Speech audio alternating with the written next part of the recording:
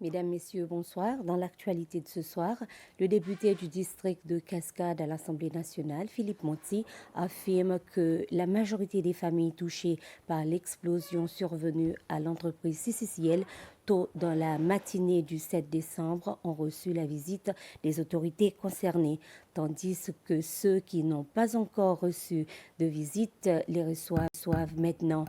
Monsieur Monti a rassuré tous les habitants de Cascade touchés par cet incident que le gouvernement les aiderait, chaque famille avec une somme de 25 000 roupies.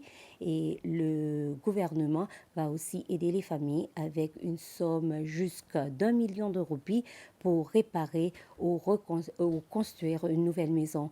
Monsieur Monti a exhorté tous les habitants du district de Cascade à rester unis et solidaires les uns des autres.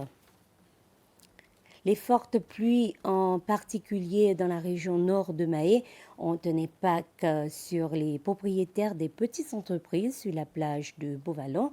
La Thelma Labiche fait partie des personnes concernées. Elle a déclaré à la SBC que les fortes adverses ont provoqué des inondations qui ont endommagé l'infrastructure de son kiosque qui est en bois. Les problèmes d'égout dans la région sont un facteur qui ont contribué à la situation des inondations, selon la chef exécutive de la Estate Seychelles Agency, SA, Lisa Lautoy. L'agence est consciente de ces problèmes et elle travaille avec d'autres agences afin de les résoudre.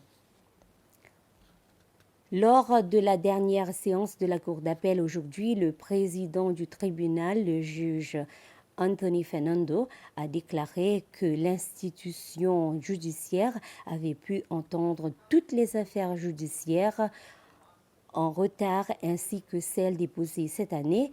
Au total, 166 cas ont été entendus cette année et 27 affaires restantes devant la Cour d'appel ont été portées à l'année prochaine.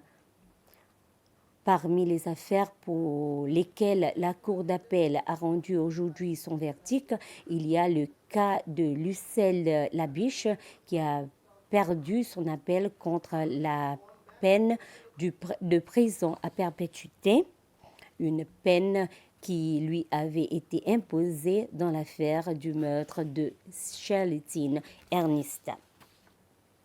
L'Institut pour le développement de la petite enfance, le ICD, en collaboration avec ses partenaires, a fait une présentation sur les avancées réalisées par cet institut sur certains projets au sujet des soins de l'éducation de la petite enfance.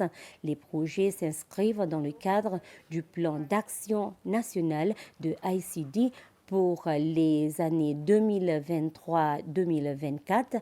La présentation a été faite lors d'un atelier organisé récemment au cours duquel étaient présents les représentants des instituts du ministère de l'Éducation, plutôt de la Santé, ainsi que celui de la jeunesse, des sports et de la famille, qui sont des partenaires de l'ICD. Le bureau du président a annoncé la nomination du nouveau conseil d'administration de l'Agence des soins de santé. M. Cyril Bonlam a été nommé nouveau président de ce conseil. Il y a 10 autres membres au conseil d'administration de l'Agence des soins de santé. Les membres de ce conseil d'administration sont nommés pour une période de 3 ans. Il a compté plutôt du 15 décembre de cette année. Le président a également remercié les membres sortants de l'Agence des soins de santé pour leur période de service.